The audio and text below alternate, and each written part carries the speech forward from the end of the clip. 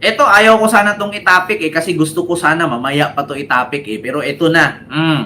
Speaking mga kababayan, dito tayo kay UC Claire Castro. Ito mga kababayan, alam niyo sabi ni UC Claire Castro, money business lang meron ng mga DDS. 'Di ba ultimong ITR di alam ng mga DDS, o 'di ba? Tapos sabihin nila nagbayad sila ng tax. Dahil kakapal ng pagmumuka. Ito, sunod. Mga kababayan, ito na.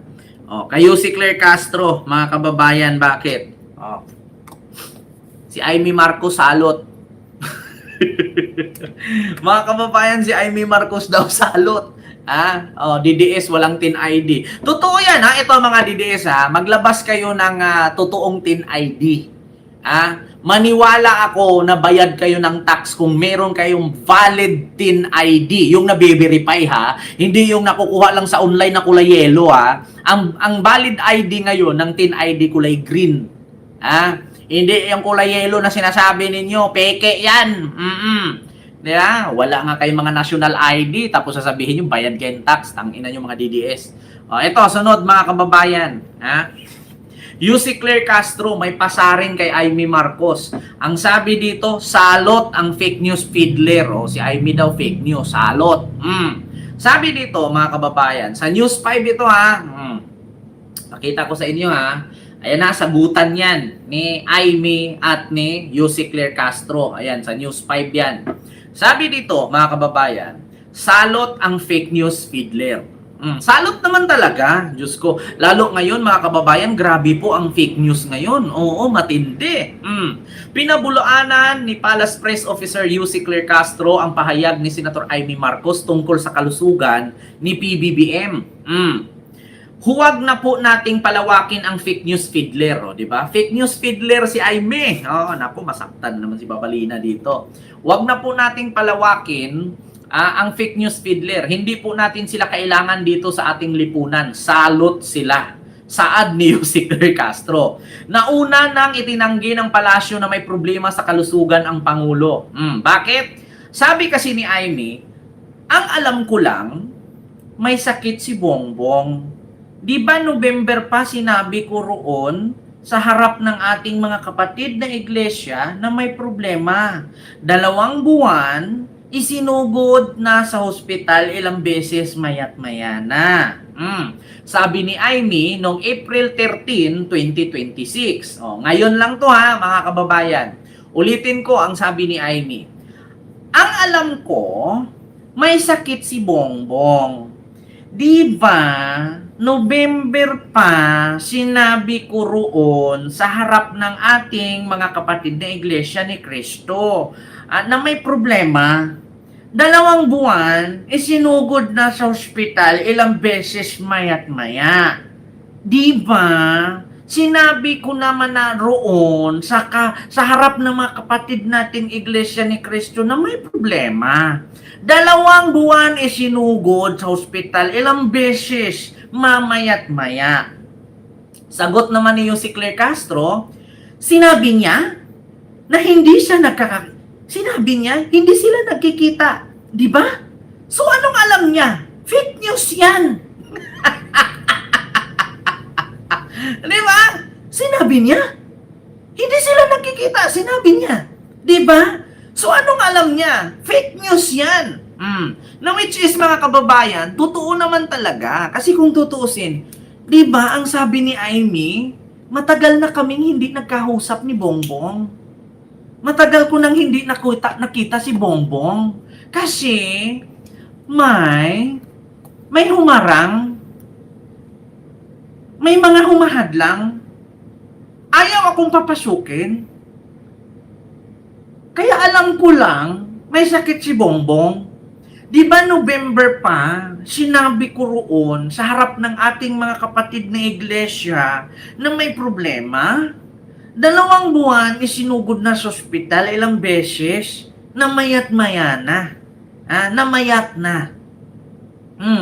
Kaya sagot naman ni UC Claire Castro, sinabi niya, hindi sila nagkikita, di ba? So anong alam niya? Fake news yan. huwag na po nating palawakin ang fake news fiddlers. Hindi po natin sila kailangan dito sa ating lipunan. Salot sila. Kita mo yan? Ngayon ngayon, tanungin ko kayo mga kababayan, ano ba talaga ang totoo? Ano ang totoo? Sa lahat ba ng sinabi ni Amy, nagkatotoo ba? Una, sabi niya, tinalaga si Boying para maging ombudsman kasi ipakulong si Sara. Nakulong ba si Sara? Itinalaga si Boying para ikulong si Sara. Nakulong ba si Sara? Sunod, sabi niya, hindi daw aabot 2027, makulong si Sara. Nakulong ba si Sara? Tapos, isa pa, yung sabi niya, bata pa kami ni Bongbong. Kahit ako, kinumbinsi ko si Lisa na mag-asawa na sila. Pero mali pala ako. Adik pala sila. Ito naman kasi si Auntie Claire kasi savage naman kasi kung magsalita. Sinabi niya hindi sila nagkikita, di ba? So anong alam niya? Fake news yan. Di ba sinabi ni Amy, hindi sila nagkita ni Bongbong noon pa. Matagal na. Di ba? Oo. Matagal na. Oo. Tad-tad talaga ng kaso. Meron pang nakatingga sa DOJ, meron sa COA. At kung may anomalya man, talagang maimbestigahan ito ng todo-todo. Wala namang lusyutan. Ang alam ko lang, may sakit si Bongbong. Di ba November pa sinabi ko roon sa harap ng ating mga kapatid na iglesia na may problema? 2 buwan sinugod na sa ospital ilang beses. Namayat na. Ang sagot ni Jose Claire Castro, sinabi niya, hindi sila nagkikita, di ba? So anong alam niya? Fake news yan. Kaya nga, di ba mga kababayan, anong sabi ni Erwin Tulfo? Ay, ni Ben Tulfo kay Amy. Ito mga kababayan. Alam niyo sa totoo lang, ito Ben Tulfo. Ayan to Amy Marcos. Ito mga kababayan, pakinggan ninyo. Kaya nga si Ben Tulfo Sinabi ng Pangulo na 4 days. Bakit kayo kinalahati pa yung 4 days? Ayan na. Sa Senado, Ito mga kababayan, Ben Tulfo ba yun o sino ba yun si Bitag? Si Bitag ba yun mga kababayan? Mga ICC. Ano naman? Kinukulit ninyo ako. Mag-medical bulletin. Malay ko ba? Hindi nga ako doktor. Hindi nga kami nagkikita. Di ba sinabi ko na nga na outside na, alam mo na ako lambo. Ayan na, pakinggan nyo sabi ni Amy kinukulit daw siya ng media kung may sakit ba si PBBM. Ang sabi niya, bakit ako kinukulit ninyo? Tagal na nga namin hindi kami nagkikita, di ba? So tama nga si Jose Claire Castro na fake news talaga si Mangga. Mga fake news, halot yan sa lipunan, hindi natin sila kailangan. Pakinggan nyo sabi ni Amy Hindi na sinabi ko na nga, naman, kinukulit ninyo ako, mag-medical bulletin, malay ko ba? Hindi nga ako doktor, hindi nga kami nagkikita. Di ba sinabi ko na nga, na outside na, alam mo na ako lambo, kwarto, palasyo, whatsoever. Hindi na kami nagkita, tagal-tagal na. Pati nanay ko, tinatanong ako, hindi rin niya alam kung ano nangyayari. Ang alam ko lang, may sakit si Bongbong. Di ba November pa, sinabi ko doon sa harap ng ating mga kapatid na iglesia na may problema. 2 buwan, sinugod na sa ospital ilang beses, namayat na. Ang akin na lang, ano man yung sakit niya, pwede ba gumaling na muna, magpagaling na. Yan na muna ang ating priority sa lahat. Alam naman ninyo, lagi naman akong totoo sa publiko. Hindi naman ako nambobola, hindi naman ako nagdadagdag. Ang akin lamang, yung katotohanan. Kaya lang, hindi nga natin alam kung ano nangyayari. At sana, mailabas na yung katotohanan tungkol sa kalusugan niya. So hindi mo pala alam yung pangyayari. Matagal na pala kayang hindi nagkikita. So paano ka nakasiguro na may sakit? Anong sakit ba yun? 'Di ba? Dito pa nga lang sa statement niya 'Di ba? Mga kababayan, dito pa lang sa statement niya hindi ka na makapaniwala eh. Bakit? Ulitin ko ha. Ito naman, Ah. kinukulit ninyo ako mag-medical bulletin. Malay ko ba? Hindi nga ako doktor, hindi nga kami nagkikita. Di ba sinabi ko na nga, O di ba hindi pala kayo nagkikita, ba't mo sasabihin may sakit yung kapatid mo? Tangina po ka eh. Paano ngayon kung maniniwala yung mga Ilocano sa sinasabi mong yan? At biglang nagsuguran yan dun sa Malacanang kasi concerned sila. Tangina nito. Utuin mo pa, puro ka facial expression dyan sa camera ng direktor mong bakla. outside na, alam mo na, Colombo, kwarto, palasyo, whatsoever. Hindi na kami nagkita. Ang tagal-tagal na, pati nanay. Oh, di ba? Hindi na kayo nakikita, tagal-tagal na. Bakit ka sure na may sakit? Di ba? Sige nga, hindi na pala kayo nagkikita, pati nanay mo, tinatanong ka na nga kung kumusta si Bongbong. Tapos ngayon, maglalahad ka sa social media na may sakit. Dapat inalam mong mabuti.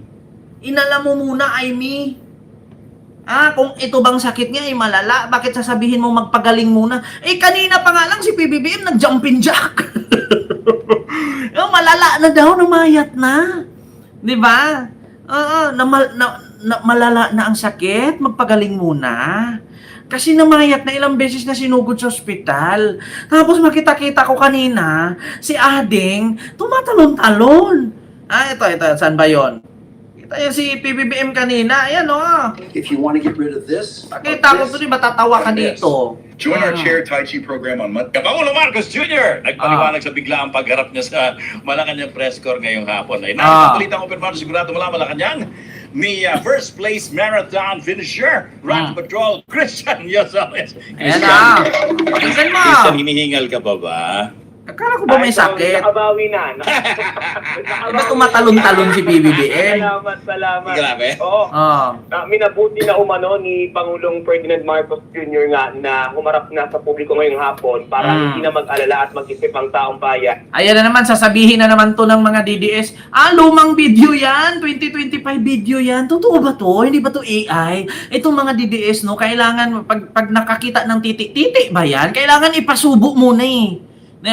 Itong mga DDS, pag nakakita ng bumabakat na titi yan, sabi na, titi ba yan? Kailangan isubo muna eh, bago niya masabing, wow, titi nga. Ganyan ang mga DDS, mga tanga-tanga. Nakita nyo na si PBBM kanina, na nagtatalon-talon, naglulukso-lukso, nag-jumping jack, sasabihin nila, totoo ba yan? Si Marcos ba yan? Baka year 2025 video pa yan. Parang ano lang eh, parang, tae ba? Totoo bang tae? Kailangan tikman muna eh. Tae nga. Ganyan ang mga DDS kabobo. Nakita nyo na nagtatalon-talon yung presidente. Sasabihin ninyo patay. Sasabihin ninyo, nakakrimit na. Putang ina tong mga to. Di ba? Parang itong mga DDS kailangan kailangan i-autopsy muna eh bago mapaniwala eh. Di ba? Alam niyo ang sakit ninyo mga DDS, mga syunga kayo. Mga tanga kayo, kaya hindi kayo mayaman, mga hayop kayo eh. Di ba? Nakita mo nang si Marcos, tatanungin mo, totoo ba yan? Si Marcos ba yan? Ay hindi, kaluluwa po yan, lumilipad. Di ba, mga tanga? Si Marcos yan, totoo yun, nag-jumping jack. Ay hindi, kaluluwa niya yun, katawan ni Digong sumanib. Hindi, si ano yan, si Rendon Labador, sumanib sa katawan ni PBBM. Kaya nag-jumping jack. Putang inang Na yan. mayroon talaga siyang problema sa estado ng kanyang kalusugan. At tapos interview nga ng Pangulo matapos yung kanyang pagharap sa mga reporters dito sa Malacanang. Sinabi niya na batid naman niya yung pasaning problema ngayon ng mga Pilipino dulot nga ng epekto ng gera sa Middle East. Ayon kay Pangulong Marcos, hindi anya ninanais pang makadagdag pa sa alalahanin ng mga Pilipino. Kaya naisip niyang humarap at patunayan aktibo ang kanyang pangangatawan. Diba? Nag-jogging pa nga sa harap ng Malacanang. Ito, dito na naman babalik na naman yung kwento dito na, alam niyo ba si Bongbong? Patay na si Bongbong. Yung totoong Bongbong, patay na talaga dun sa Europa. Kasi ganito po yung kwento. Ito. Alam niyo, sa totoo lang mga kababayan, ito mabubuhay yung kwento ni Bongbong dito. Bakit? Ganito yan eh. Yung totoong Bongbong, patay na. Sasabihin nila yan. Yung Bongbong ngayon, ano yan, clone yan. Bakit? Kasi yung totoong Bongbong talaga, ganito kasi ang kwento dyan. Si Aimee tinangkang rapin ng anak ng prinsipe sa Europa. Napatay ni Bongbong. Ngayon, bilang kapalit ng pagkapatay ni Bongbong sa anak ng prinsipe, ay patayin din si Bongbong. Kaya, si Imelda naghanap ng kahawig ni Bongbong, yung pamangkin niya na taga Leyte, kinuha at pinaplastic surgery, ginaya ang mukha ni Bongbong. Kaya yung Bongbong ngayon, nakaharap ninyo na presidente, hindi na si Bongbong yan. Clone na yan. Hindi na yan si Bongbong yung nagsabi na, if I become a president someday, I will give the toy for the Filipino and I will help to my ate, the beresongit ate. Yan. Naalala nyo yun, yung kaharap ni Gloria Romero. Someday, if I become a president, I will give foods, toys to the poor Filipinos, especially to my ate, the beresongit. Diba? Kita nyo yan? Hindi daw si Bongbong yan. Ngayon, hindi na si Bongbong yan. Mga kababayan, hindi na si Bongbong yan. Clone. Yan daw yung kapalit nung namatay sa Europe. Kasi ni-rape daw si Amy. Putang ina, may nagtangka pang mag-rape kay Amy sa pangit niyang mukha. Sa katunayan, ibinahagi pa ng Pangulo yung kanyang regular exercise routine sa pagbubuhat ng weight at pag-ehersisyo sa elliptical machine na 4 na beses anya sa isang linggo para makamit yung kanyang target heart rate na 130 beats per minute. Nandito bahagi ng payag ni Pangulo Marcos. Because I don't want people to worry. I don't want people to think that really that there's a problem. So sasabihin ninyo, clone yan. Huwag yung sabihin na yung totoong Bongbong namatay na sa Europe kasi may nagtangka kasing mag-rape kay Amy. Gusto kung ako po mag-rape kay Amy, putang inang mukha na yan, di na. Diyos ko naman. May nagtangka pa talaga kay Amy nung kadalagahan. Wala pang retoke nung time na yun. Ngayon na may retoke, ganyan, tsaka. Paano pa yung wala pang retoke noon? Tanga! Baka siya nga lang siguro ang nag-rape sa sarili niya, yumuko siyang ganun eh. Pero wala kayo mga kababayan na may nagtangkang ng rape kay Amy noon, kaya namatay yung totoong Bongbong. Wala, oy! Pag-sure mo din ha, kapangit-pangit ni Manang noon. Sa dami ng problema natin na hinaharap because of the war in the Middle East, sa dami ng hinaharap natin problema, that will be an additional problem of concern for our people. So I thought that the easiest way is to show that I'm still there. Siguro mga kababayan, na-imagine ko yung magtangka kay Amy na mang-rape siguro sabog. Yung hindi na maalala na may mukha pa. Kung ako lang din naman rapist, tapos ganyan ang itsura, di ko na ituloy. Oo, wag na. Oo. Diyos ko. Maliban na lang kung ang rapist bulag. Oo. Physically. Okay na. O, diba? Tuloy sa kanyang press statement, nagbigay ng update ang Pangulo at sinabi nga sa very, very good health ang estado ng kanyang kalusugan. Nasa 3 banaan niya yung nakalipas mula nang uli siyang bumisita ng doktor para magpa-CT-scan sa kanyang straight noon at diverticulitis na gumaling naman na. Balikan niya sa ngayon sa kanyang normal na diet at mahigpit na binabantayan ang kanyang pagkain. Mayroon naman siyang maintenance na gamot para sa gout at high blood at umiinom lamang ng antihistamine na gamot kapag may allergy. Habang dinaan niya sa umiinom ng mga supplement dahil mas naniniwalaan niya na mas epektibo ang maayos na tulog at regular na pag-eehersisyo para sa mabuting pangangatawan. Diba? Kita nyo yung presidente natin tumatakbo-takbo ng jumping jack. Tapos si Digong noon, nag-drive ng motor, sumimplang pa. Diba? Buti yung presidente natin ngayon, nagja-jogging pa. Nagja-jumping jack pa, ganun-ganun pa. Si Digong noon, nakamotor na nga, 3 na gulong, sumimplang pa. Diba? Sinong nakaalala noon? 3 na nga gulong ng motor niya. Kamahal-mahal pa nung motor na yun. Siguro mga sa 3 million yata yung motor na yun, sumimplang pa. Di ba? Sinong nakaalala? Yung presidente natin ngayon, nagja-jogging-jogging, nagja-jumping jack. Si Digong noon, 3 na yung gulong ng motor niya, sumimplang pa. Di ba? Ay, Diyos ko. Giahak tong mga giahak tong mga animal. Mabel Kenjo, hello po sa iyo dyan, no? At sa series of 4, hello po sa inyo dyan. Di ba? 3 na nga gulong ng motor niya, sumimplang pa. Si PBBM si PBBM ngayon, nag-jogging-jogging, nag-jumping jack, sasabihin ninyo namatay na. Tragis na yan. Hindi ko nga sumimplang yung motor. Ay, Diyos ko. Di ba? Hindi ko nga sabi noon, mag-jet ski, hindi man natuloy. Mag-jet ski ka pa, hindi ka na nga makahakbang. Loso. Paano ka mag-drive ng jet ski doon? Pag bigat nung gano'n na, ikot-ikot si Digong doon sa West Philippines Sea, baka di na makauwi. Tapos nalaglag siya doon sa jet ski, do you think si Digong marunong pa lumangoy? Magkaroon ng pulikat ang binti nun. Diyos ko, salapin na nga yung dila at paa. Tapos pag nahulog sa jet ski, do you think si Digong gaganon? Ano yun, langoy aso? Kamay lang gamit. Di ba? Kaya nga sa totoo lang mga kababayan, huwag na kayong maniwala. Yeah? Na si Digong, lahat ng mga sinasabi totoo. Puro kasi nungalingan. Biruin mo, sabi, drive ako jet ski, punta ako sa West Philippines Sea. May pag-sure Digong, oy! Pag nahulog ka dyan sa jet ski na yan, pag bumalintong yung jet ski, do you think marunong ka pa lumangoy? Nangina mo ka, bikugan yung binti mo, di ka na makakapakapat yan, mukha kang iro, ha? Aso, gaganon lang yung si Digong. Kaya hindi niya tinuloy, mga kababayan. Bakit? Bakit mga kababayan? Kasi hindi na si Digong marunong lumangoy. Diyos ko, nako po. Babae lang ang kayang sisirin ni Digong. Sabi nga ni Panilo, humalik siya na parang apo. Putang ina! Humalik daw na parang apo. Pero si Digong, yung mukha ng babae doon sa South Korea, gumano pa yung uso. Parang si Kulaong. Hinalikan pa niya yung babae, gumano ni... Diba? Diyos ko. Alam niyo, sa totoo lang mga kababayan, may kasabihan tayo na, di ba, para matagal mamatay, minsan maghanda ka na ng kabaong, matulog ka sa kabaong, di ba? Si PBBM, pinatay na nila araw-araw. Kaya lalong lumalakas yung tao Bakit? Araw-araw mo ba naman pinatay?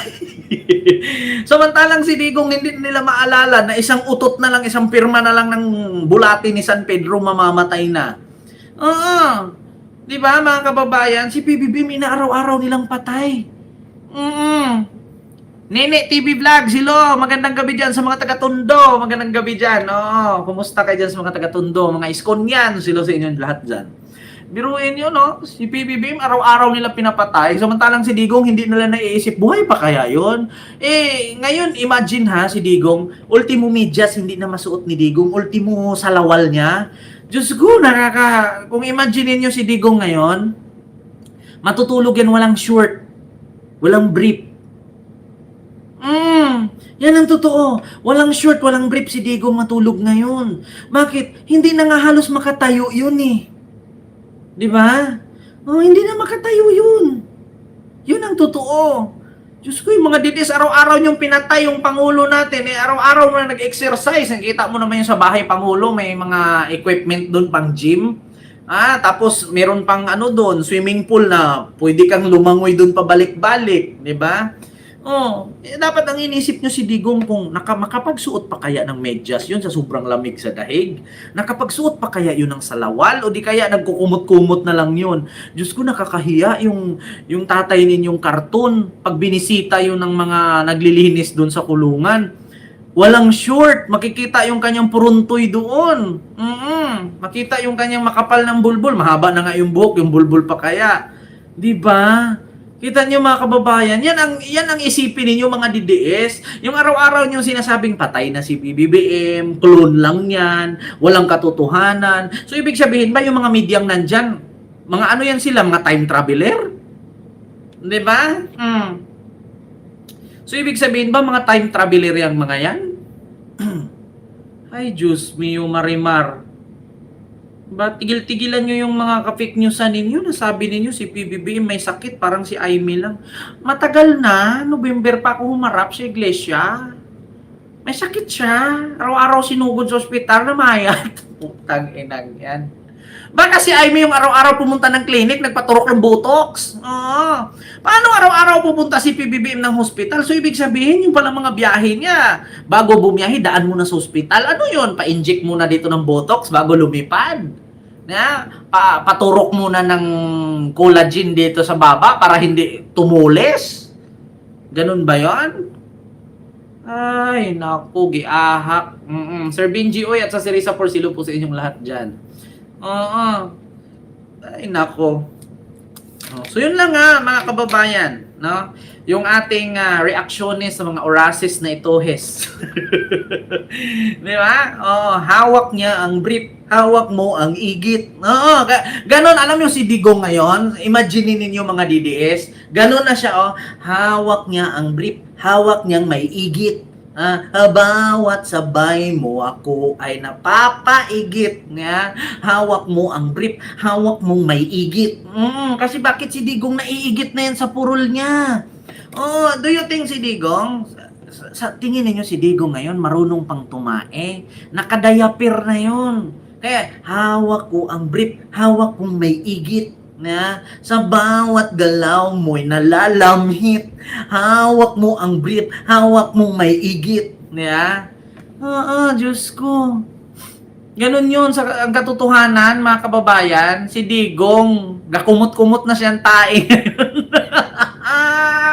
Yan ang isipin nyo, mga DDS. Si Digong po ang nagkumot-kumot sa kanyang igit. Si PBBM ang lakas-lakas, saka jumping jack pa nga eh. So yun lang mga kababayan, maraming salamat po sa inyong lahat.